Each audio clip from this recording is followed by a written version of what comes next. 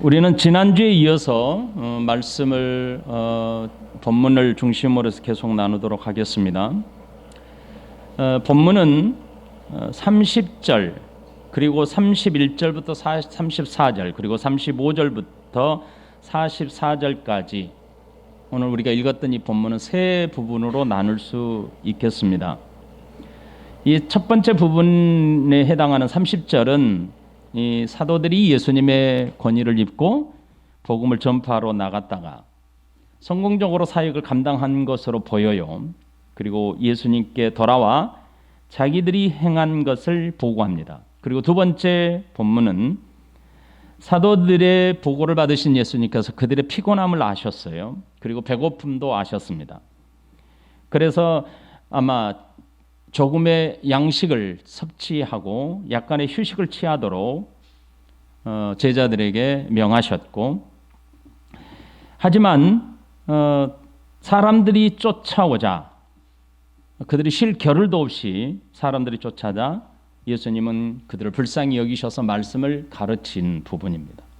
그리고 세 번째 부분은 예수님께 몰려온 수많은 사람들, 오늘 본문은 남잠 장정만 5,000명이라고 했으니까요. 수천 명의 사람들을 오병이어로 먹이시는 사건이 기록이 됩니다. 예수님은 12 제자를 처음에 부르실 때에 분명한 목적을 갖고 부르셨습니다. 그것은 예수님이 제자들로 하여금 예수님과 함께 있게 하기 위해서 부르셨다. 이렇게 분명한 목적을 갖고 있었죠. 그리고 복음을 전하도록 하셨다.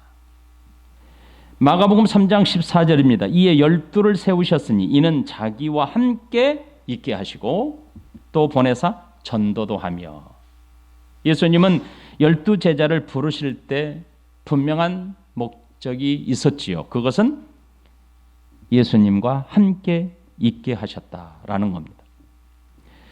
예수님이 부르시고 함께 있게 하신 이유가 뭘까요? 그것은 예수님의 12 제자가 장차 예수님의 사도로 예수님의 권위를 위탁받아서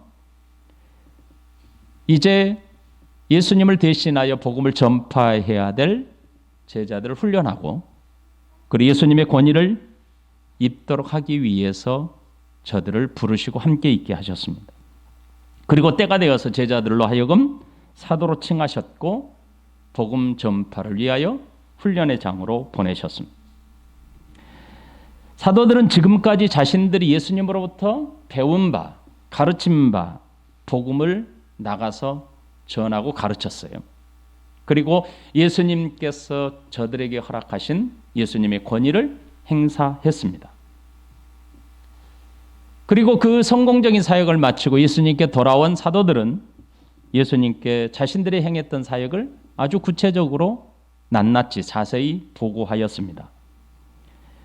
우리가 잘 알고 있었던 것은 제자들이 나가서 복음을 전하고 가르쳤던 것은 제자들이 각자 생각을, 각자 세운 논리를 전한 것이 아니었습니다.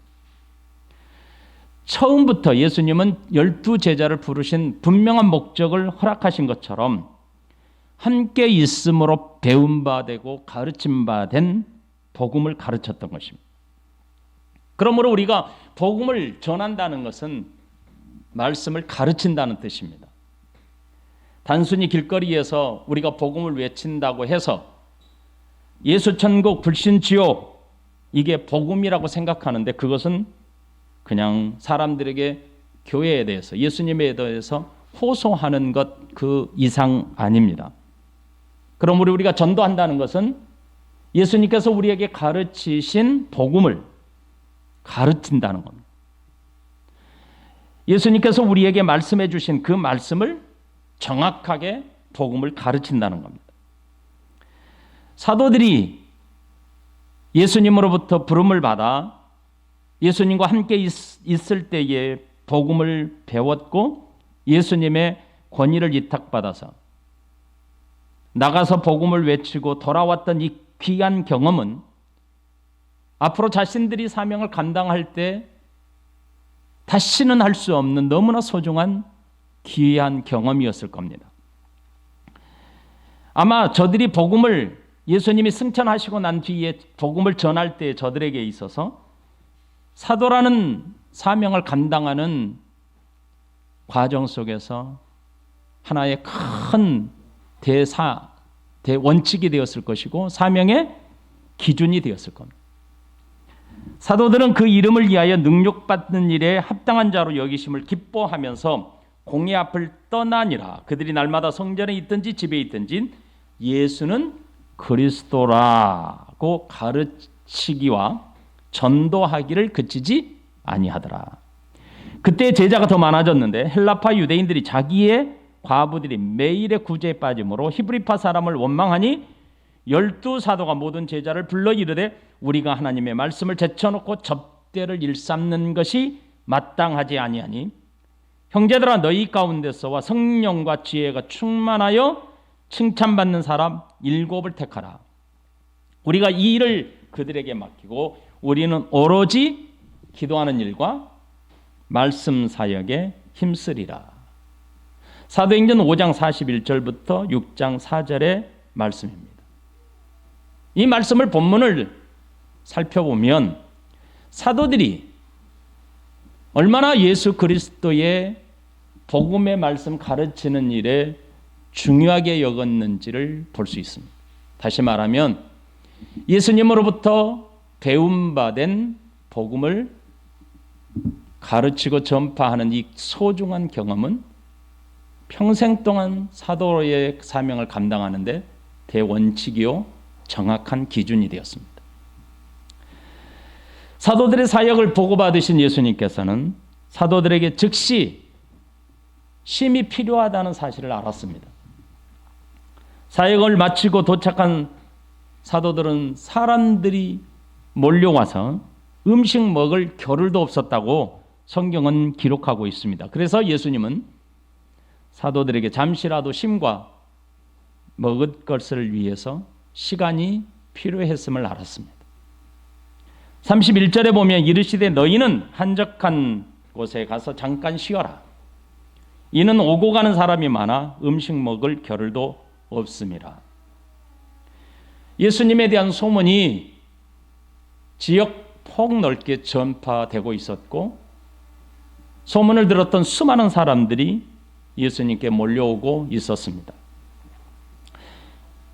이 마가복음 6장 30절 이후에 이 본문의 말씀과 병행구절이었던 요한복음 6장 1절부터 4절 말씀에는 이렇게 기록합니다. 그 후에 예수께서 디베라 갈릴리 바다 건너편으로 가시며 큰 무리가 따르니 이는 병자들에게 행하시는 표적을 보았습니다.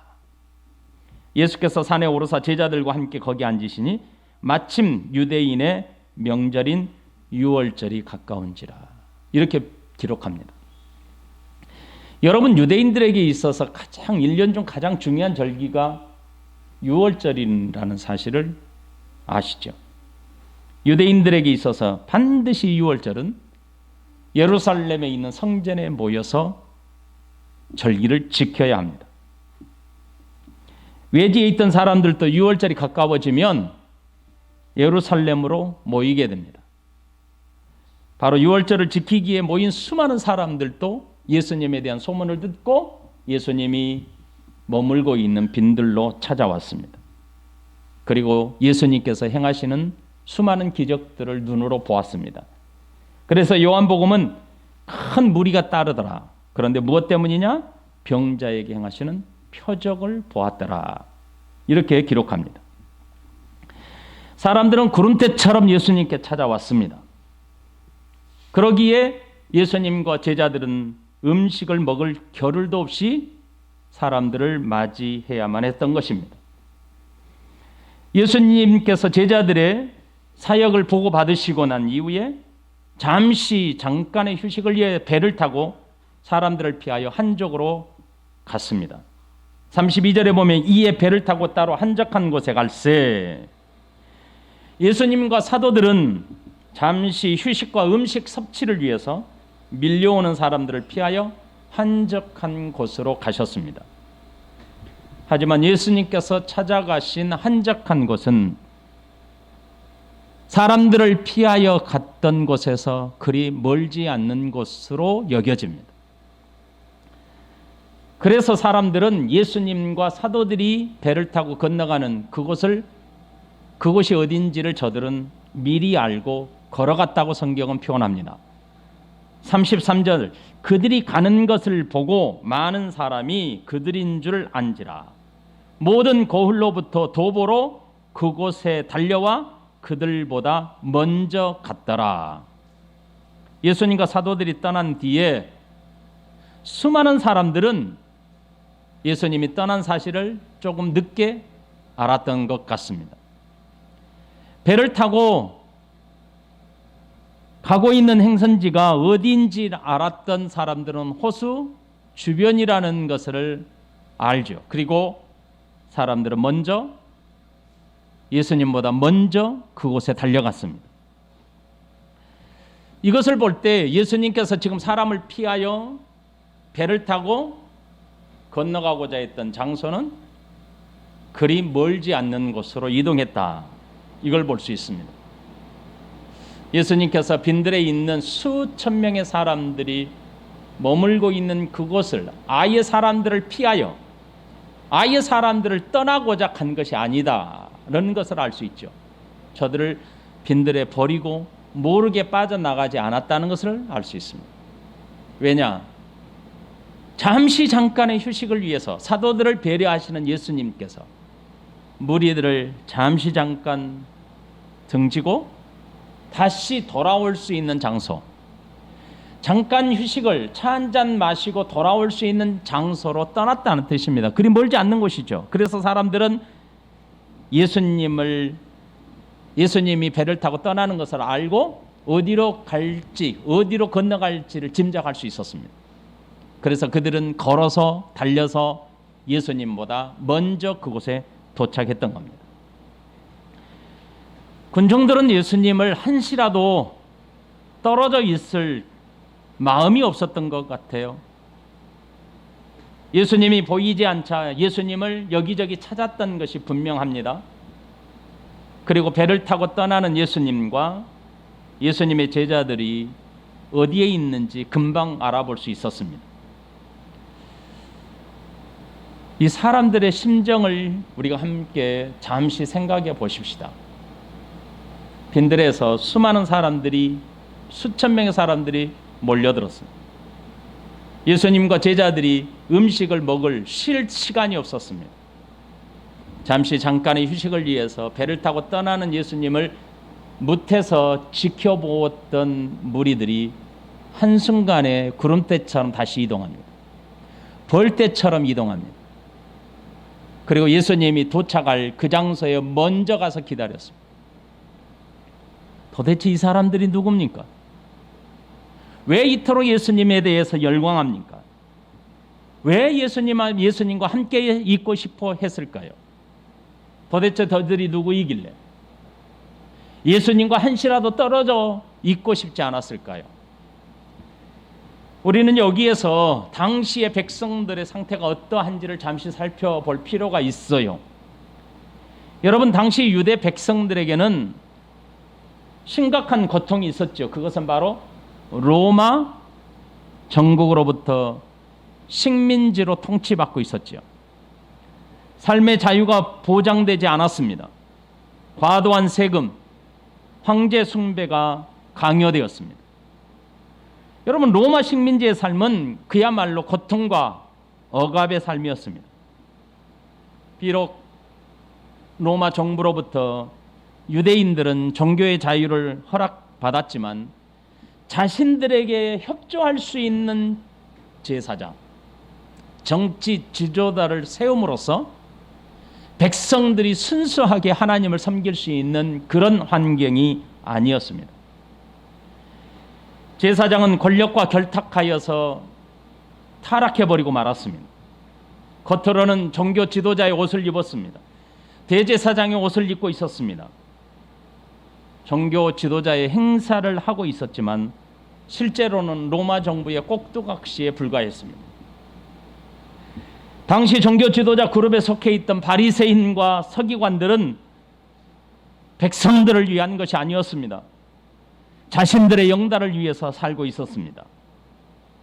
대제사장들은 자신들에게 주어진 권세를 이용해서 자신의 배를 채우기 위하여 재물을 모으는 데 혈안이 되어 있었습니다. 매관맨직에 적극적이었습니다. 자신의 배를 위해서 살았습니다. 하지만 일반 백성들은 가난과 억압, 굶주림과 질병에 시달려야 했습니다. 더군다나 하나님의 백성들은 하나님의 말씀을 바르게 들을 수가 없었습니다.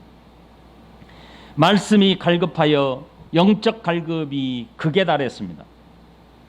하나님으로부터 말라기 선지자를 보내고 이후에 그 어떤 선지자도 백성들에게 보냄을 받지 않았습니다.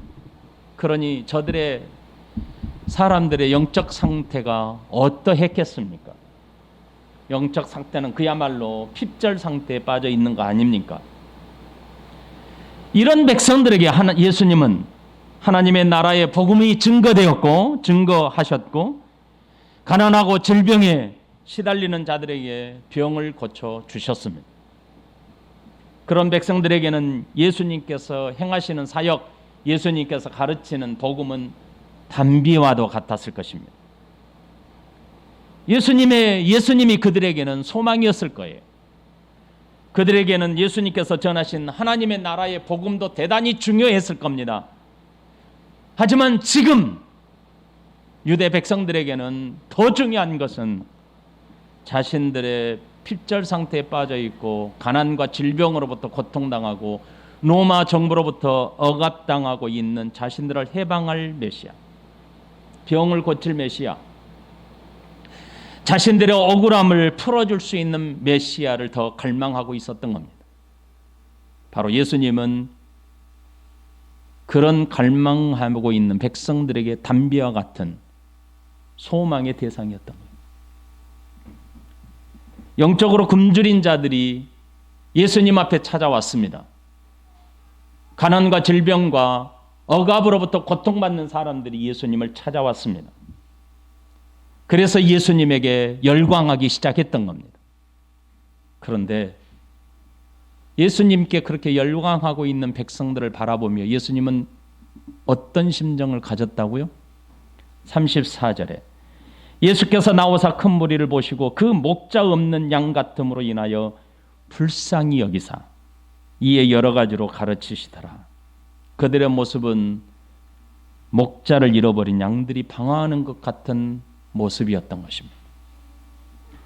많은 고을들로부터 찾아온 무리들이 예수님보다 먼저 도착해서 기다렸습니다. 도착한 그들에게 예수님은 배에서 내렸습니다. 그래서 34절에서 예수께서 나오사라고 표현합니다. 이것은 배에서 내렸다는 뜻입니다. 그리고 예수님과 사도들의 일행에게 식사할 시간도 허락하지 않고 쫓아다니고 있는 사람들의 모습을 보면서 아마 예수님의 마음이 많이 아팠을 것 같습니다. 그래서 예수님은 저들을 불쌍히 여기셨다 이렇게 표현합니다. 예수님을 쫓고 있는 무리들이 어떠한 마음이었는지, 어떤 마음, 어떤 상태에 빠져 있는지 예수님은 다 하셨던 것입니다. 그들의 마음을 꿰뚫고 있었습니다. 그들의 상황이 얼마나 핍절한지, 로마 정부로부터 억압당하는 저들의 삶이 어떠한지, 예수님이 병을 고치고 귀신을 내어 쫓는 것이 저들에게 얼마나 갈급해 있었는지, 예수님이 가는 곳마다 따라다녔던 사람들, 예수님은 그들의 마음이 어떠한지 알고 있었습니다. 얼마나 공허했을까요? 얼마나 갈급했을까요? 그 사람들의 마음을 예수님이 간파하셨던 것이죠. 예수님을 찾고 함께 있고 싶어하고 예수님을 조금 더 떨어지고 싶지 않는 군중들의 상태가 어떠한지를 여러분의 마음속에 한번 생각해 보십시오. 그들은 목자 없는 양같이 방황하며 유리한다 이렇게 표현합니다. 여러분 여기서 한 가지 꼭 기억하셔야 될 것은 목자 없는 양과 같다라는 표현은 예수님이 지어낸 말이 아닙니다. 지금 새롭게 만든 말이 아닙니다. 이것은 구약적 표현입니다. 하나님께서 자신의 백성들에게 표현하신 구약의 하나님의 표현입니다. 열왕기상 22장 17절에 그가 이르시되 내가 보니 온 이스라엘이 목자 없는 양같이 산에 흩어졌는데 여호와의 말씀이 이 무리에게 주인이 없으니 각각 평안히 자기의 집으로 돌아갈 것이니라 하셨나이다. 시편 23편 여호와는 나의 목자시니 내게 부족함이 없으리로다. 그가 나를 푸른 풀밭에 누이시며 쉴만한 물가로 인도하시는도다. 내 영혼을 소생시키시고 자기 이름을 위하여 의의 길로 인도하시는도다. 내가 사망의 음침한 골짜기로 다닐지라도 해를 두려워하지 않을 것은 주께서 나와 함께 하심이라. 주의 지팡이와 막대기가 나를 안위하시나이다. 주께서 내 원수의 목전에서 내게 상을 차려주시고 기름으로 내 머리에 부으셨으니 내 잔이 넘치나이다. 내 평생의 선하심과 인자심이 반드시 나를 따르리니 내가 여호와의 집에 영원히 살리로다. 바른 말씀을 선포해야 할 선지자, 제사장, 정치 지도자들, 공의와 정의를 세울 정치 지도자들, 바른 말씀을 전파해야 될 선지자들, 백성들을 하나님께 바르게 인도해야 될 제사장과 대제사장, 이들이 다 권력과 타락하고 권력과 합세하여 타락하고 물질로 인하여 타락해버리고 있었으니 그런 상황에 빠져 있는, 그런 상황에 놓여 있는 백성들은 어떠했겠습니까? 그래서 예수님이 말씀하시는 겁니다. 구약적 표현으로 이 백성들이 목자 없는 양과 같다라고 표현하신 겁니다. 민수기 27장 17절 그로 그들 앞에 출입하며 그들을 인도하여 출입하게 하사 여호와의 회중이 목자 없는 양과 같이 되지 않게 하옵소서. 에레미야 50장 6절 내 백성은 잃어버린 양떼로다. 그 목자들이 그들을 곁길로 가게 하여 산으로 돌이키게 하였으므로 그들이 산에서 언덕으로 돌아다니며 쉴 곳을 잊었도다.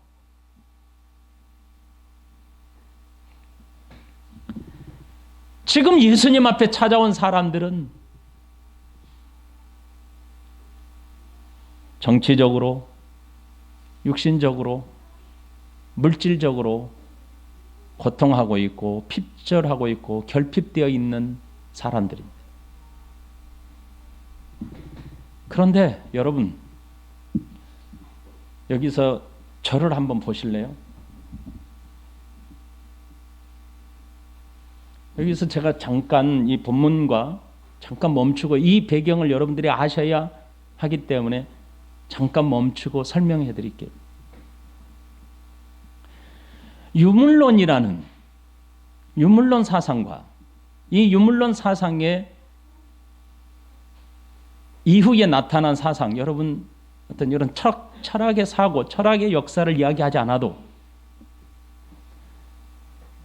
유물론 사상이라는 것은 사람에게 어떤 정신세계, 영적인 세계보다 물질적인 것이 기본으로 이루고 있는 사상이 유물론 사상 아닙니까? 그래서 유물론 사상에 잡혀 있는 자들은 영적인 것을 생각하지 않습니다. 그것을 잘못되었다. 유물론 사상만이 사람의 기본이 아니라는 것을 밝혔던 최초의 사람이 소크라테스입니다.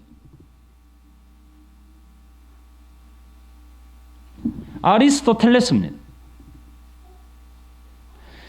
그러니까 유물론에 붙들려 있는 사람들은 영적인 갈급함이 있음에도 불구하고 그걸 무시해버려요. 왜요? 물질이 인간의 기본이라고 생각하거든요. 그래서 영적인 우리의 갈급함을 전혀 찾지 않습니다. 솔직히 여러분 생각을 해보십시오. 나 자신을 생각해 보십시오. 내가 모든 것이 풍족합니다. 예수님을 만난 수많은 사람들과 제자들을 보십시오. 물질이 풍족하기 때문에 저들은 부족함을 못 느꼈습니까? 그래서 유물론을 넘어서야 된다는 것을 역사가 그걸 철학적인 사고가 그를 증거하고 있지 않습니까? 그런데 이 시대가 왜 이 시대가 이렇게 사람들에게 있어서 자꾸만 하나님에 대한 갈급함이 멀어지느냐? 그것은 오늘 이 시대에 예수님께서 말씀하신 거예요. 오늘 이 시대에 우리가 다 물질 만능주의의 사고에 잡혀 있기 때문입니다. 물질 만능주의가 무엇입니까? 인간에게 물질이 최고의 가치를 가지고 있다는 뜻입니다.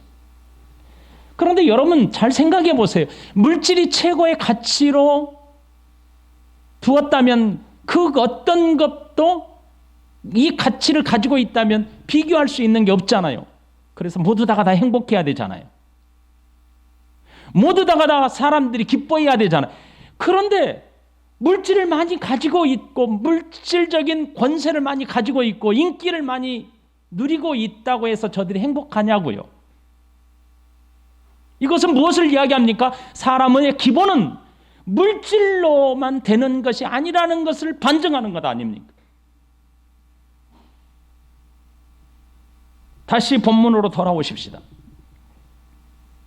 사람들은 열광했습니다.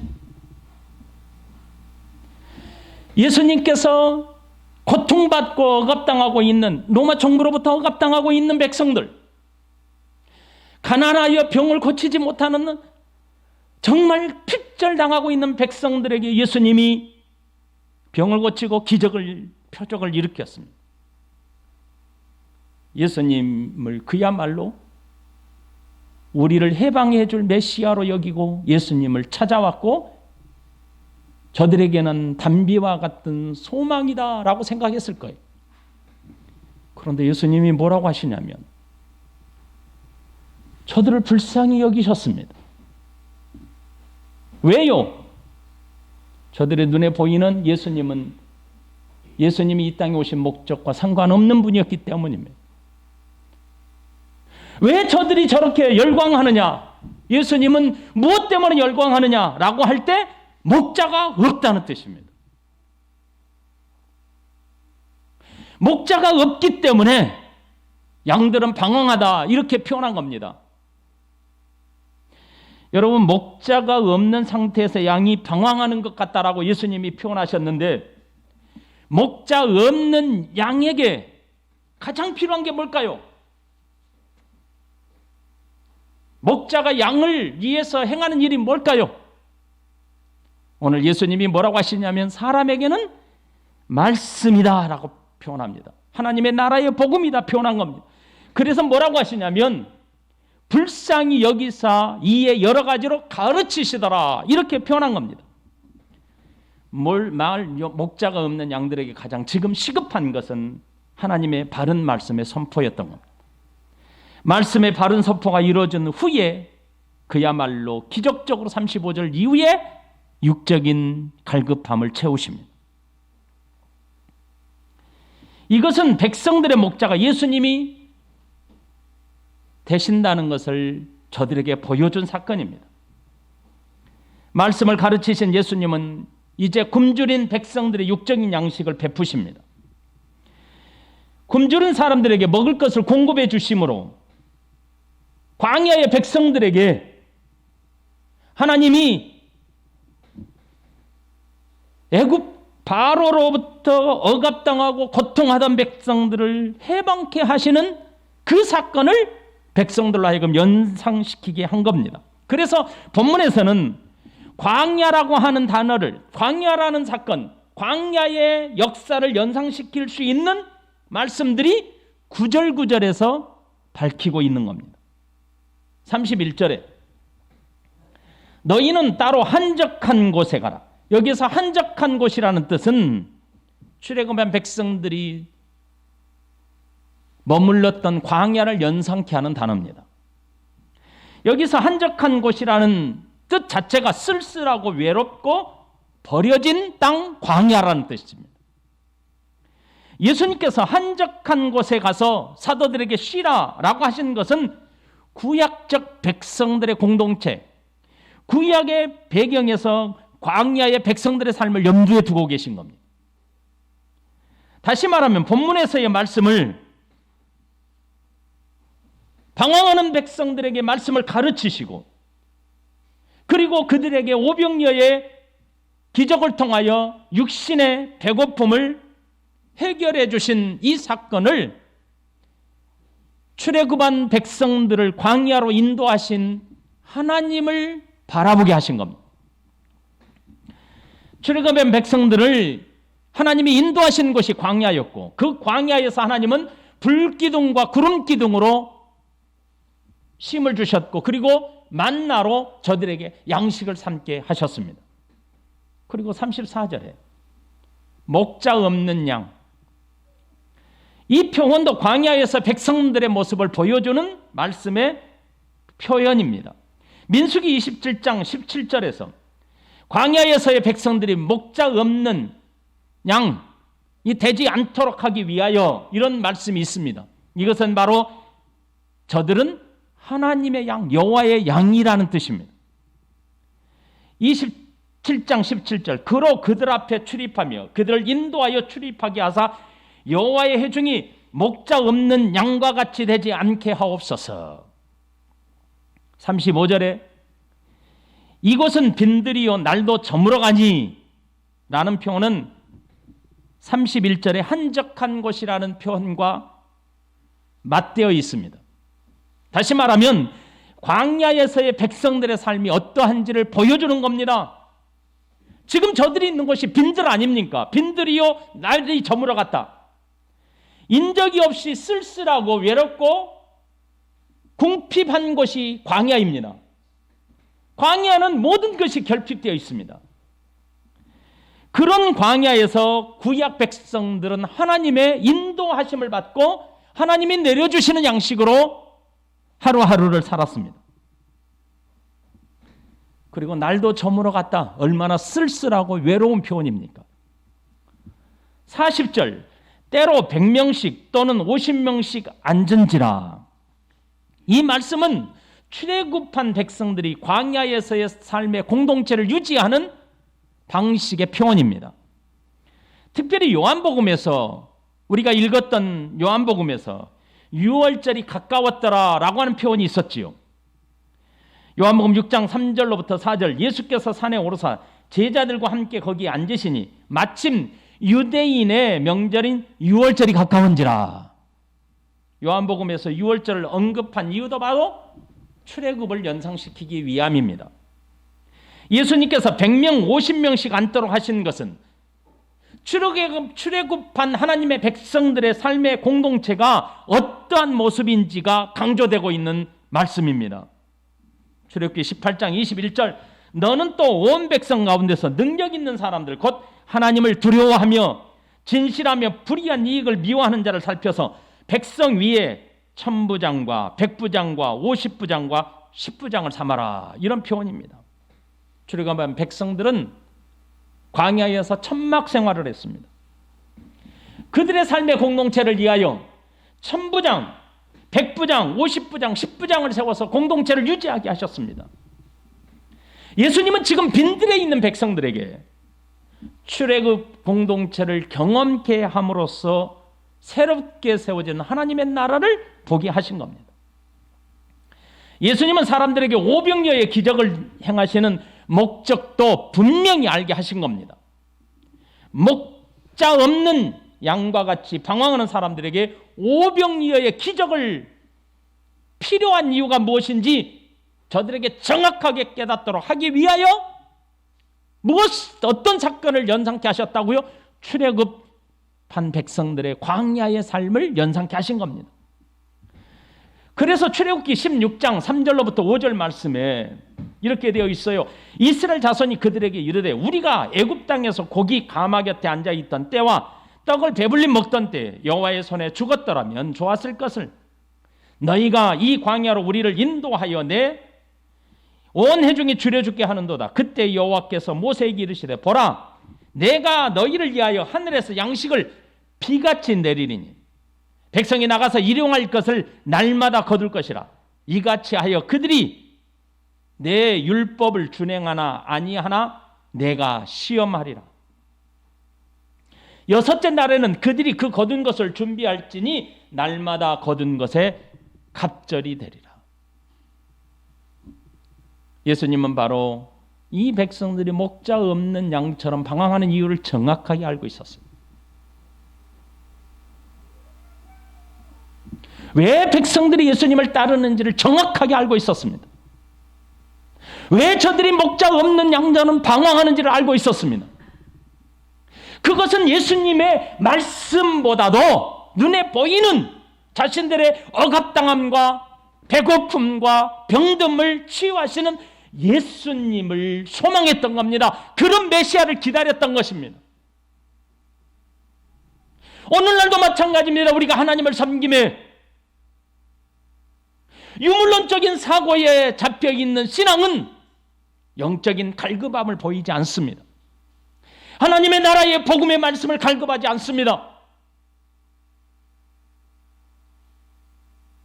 우리가 만일 유물론적 사고가 나는 아닙니다라고 여러분들이 말할지 몰라요.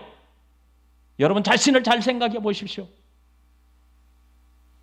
내가 정말 오늘 하나님을 갈망하고 있는가? 예수 그리스도의 말씀을 갈망하고 있는가? 만일 내가 하나님의 거룩한 말씀을 갈망하지 못하고 여호와의 능력의 말씀을 갈망하지 못하고 있다면, 내게 영적인 관심이 없다면 그것은 내가 바로 지금 광야에서 유리방황하는 목자 없는 양과 다를 바가 없지요.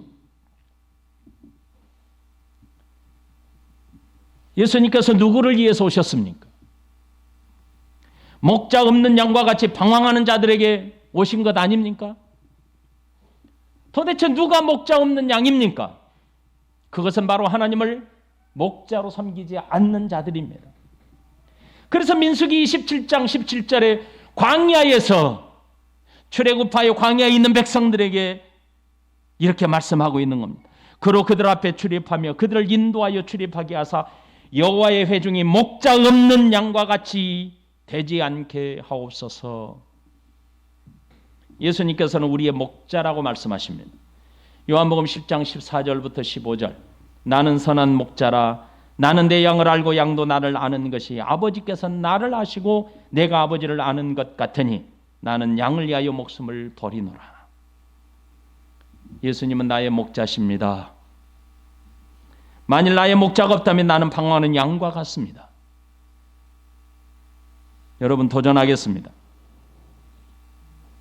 목자가 있지만 실제적으로 목자가 없는 양처럼 사는 사람이 있습니다. 여러분 자신을 점검하십시오. 예레미야 50장 6절 내 백성은 잃어버린 양떼로다. 그 목자들이 그들을 곁길로 가게 하여 산으로 돌이키게 하였으므로 그들이 산에서 언덕으로 돌아다니며 쉴 곳을 잊었도다. 지금 예수님 앞에 찾아왔던 군중들의 모습 아닙니까? 예수님이 목자임에도 불구하고 목자임을 알아보지 못한 백성들은 언덕으로 돌아다니며 산에서 언덕으로 돌아다니며 쉴 곳을 잊었도다. 먹을 음식을 섭취할 시간도 없었어요.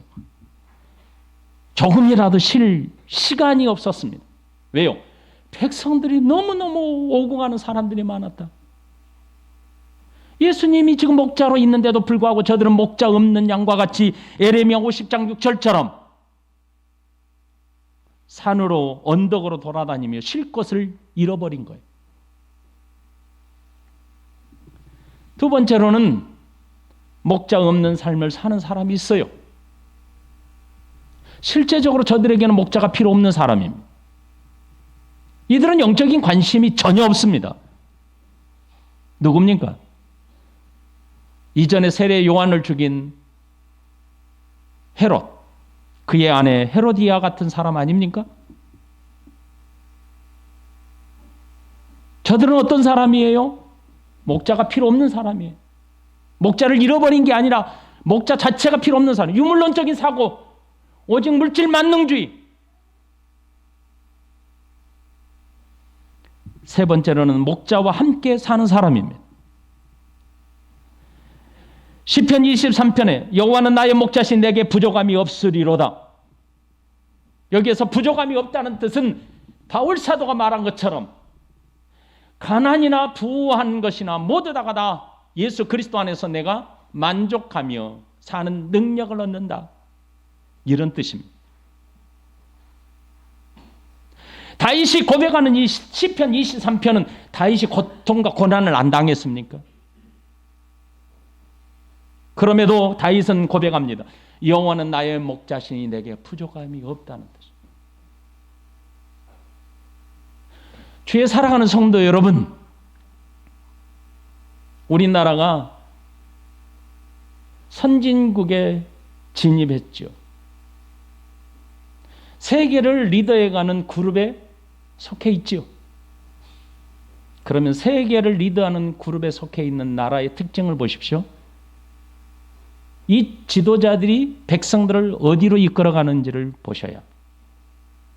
우리가 웨스트민스터 신앙고백서를 보고 있지만 이 피 흘리기까지 싸워서 신앙을 지켜냈던 유럽 교회들을 보십시오. 어떻게 됐는지를 보십시오.